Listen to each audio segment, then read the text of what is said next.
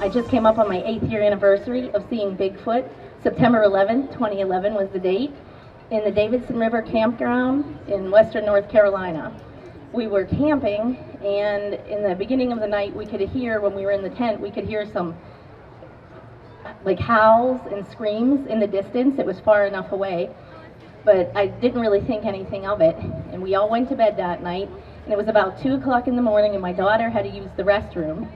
And we were just one tent over from the restroom, so we still had some ambient light that we could see. And we came out of the tent, and I went to zip the tent up, and when I turned around to zip the tent up, there he was, just right behind a tree, like that look where he was peering around looking at my daughter and I, and we were looking at him, and we couldn't believe what we were seeing. And we just all stood there looking at each other, and that's when we decided to hold it and not go to the bathroom and just get in the tent again. And we stayed there for the rest of the night, so scared. And he was about 9 foot tall, but he was white.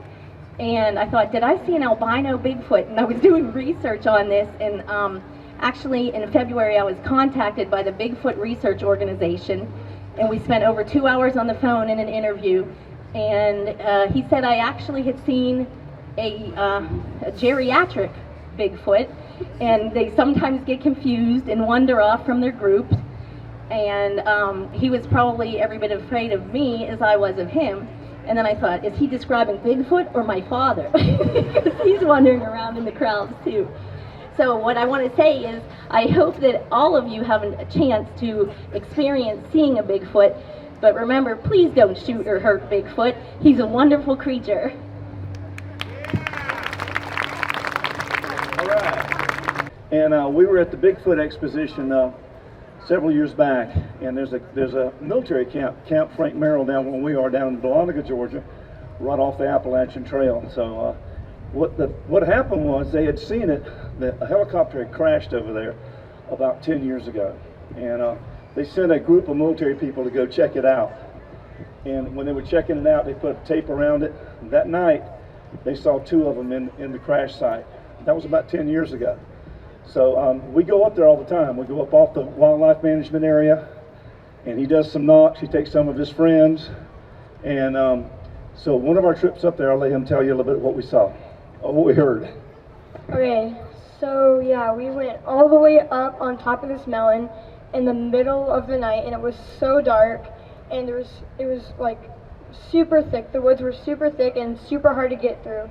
And we're on the top of the mountain, and this is the first time we went to this location, and we were there just messing around, doing a few calls and knocks, and we were on top of this mountain looking down into this valley, and I'm pretty sure there was like a stream down there.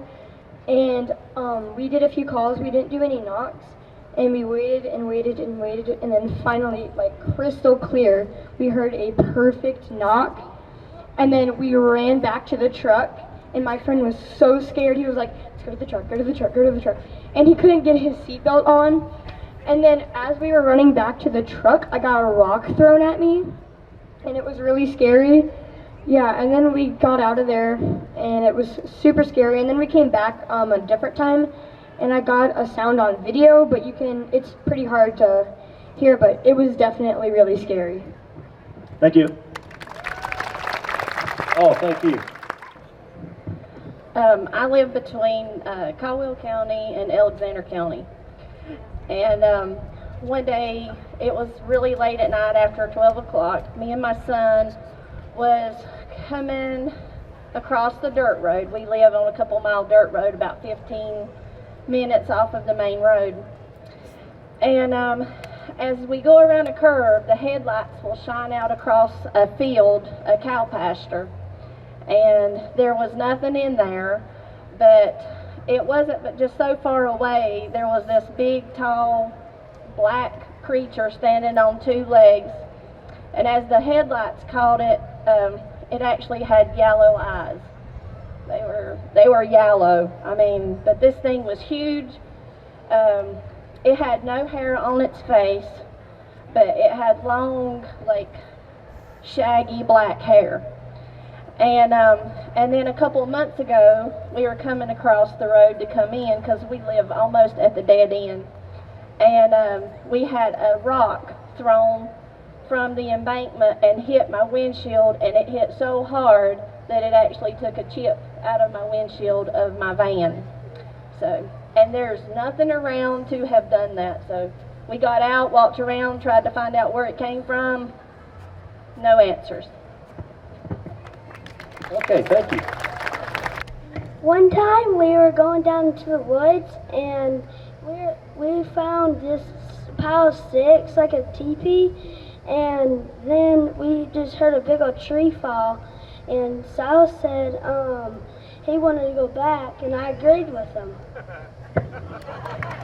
All right. Who's next? Okay, so this is my brother Asher, and I'm Aiden, and we're from Rock Hill, South Carolina. And and this is our friend Jeb. And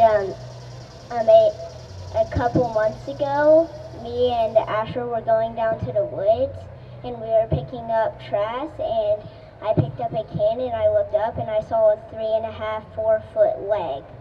And another time, over the summer, we were camping with our dad, and we were about to go to bed, and I heard 3 wood knocks.